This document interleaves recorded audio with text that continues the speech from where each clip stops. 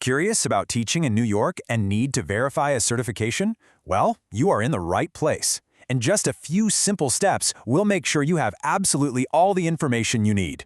Welcome to another explainer, where we're going to demystify the New York State Education Department certification process. Because let's be real, navigating state bureaucracy can feel a bit like a maze.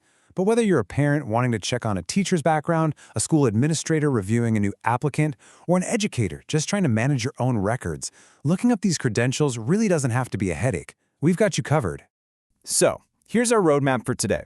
We'll start with a quick intro to OTI and Teach, break down the two different lookup paths, explore the public lookup tool, take a quick tour of the educator dashboard, run through some crucial troubleshooting tips, and finally, talk about why getting this right actually matters.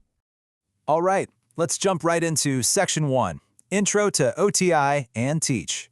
First things first, we need to get our acronyms straight. We have the OTI, which stands for the Office of Teaching Initiatives. Think of them as the official state body that actually issues your certifications. Then there's Teach. Teach is the online password-protected database that processes the whole shebang. Basically, OTI makes the official decisions about your status, while Teach is the centralized digital hub we all use to actually see that status.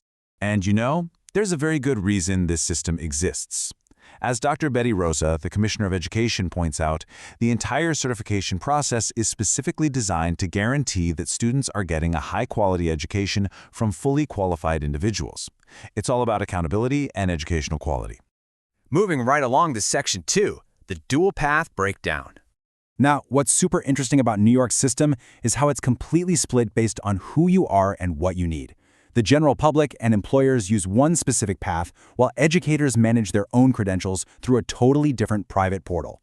So, if you're a parent or a hiring manager, you'll head over to eservices.nysed.gov, and you just need the person's exact name. But if you're the teacher yourself, you'll be logging into my.nysed.gov with a secure username and password to manage your full profile. Let's explore that first option in Section 3, using public lookup. If you're using the public lookup, it is pretty straightforward, but you have to be incredibly precise. To actually find someone, you must use their exact legal first and last name. No nicknames, and definitely leave out any prefixes or suffixes. Oh, and a quick historical quirk for you. State records only went digital back in 1983, so if someone was certified before that, they might not immediately pop up in this search.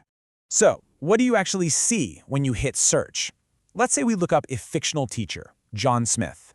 The public directory gives you the broad strokes, active or expired certificate titles, license types, and valid dates. It's designed for a quick verify.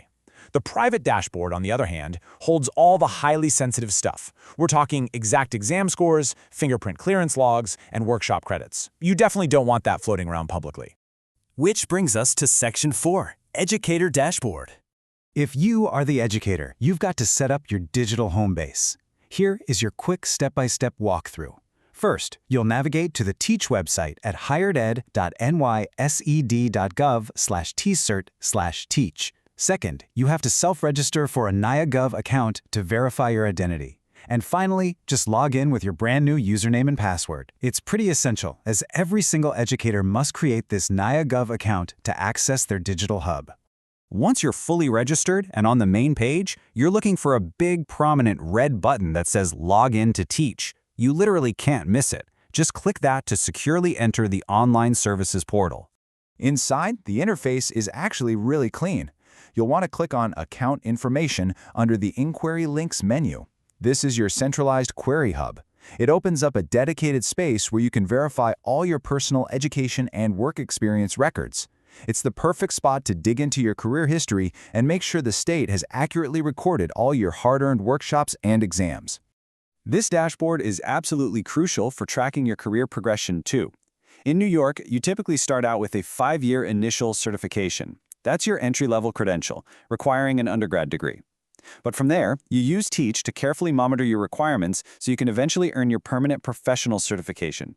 That's the highest level, and it requires a graduate degree plus additional mentored experience. Let's pivot to Section 5, troubleshooting. So what happens when the system just refuses to cooperate? First off, try using a private or incognito browser window. This easily bypasses annoying cache errors. Next, double-check that your name matches exactly across all databases.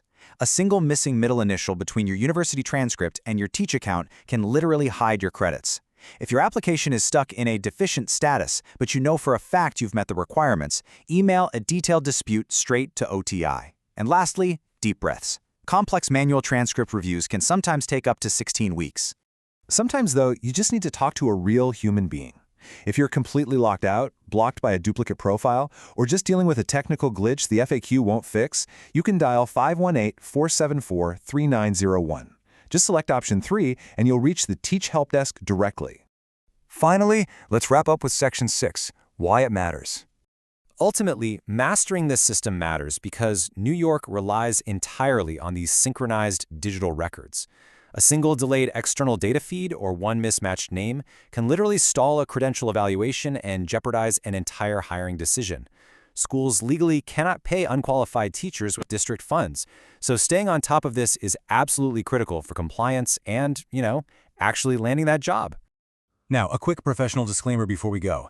State policies and digital platforms are always evolving. We highly recommend you periodically verify your account to keep abreast of any changes from the New York State Education Department. A single data error could pause your entire career.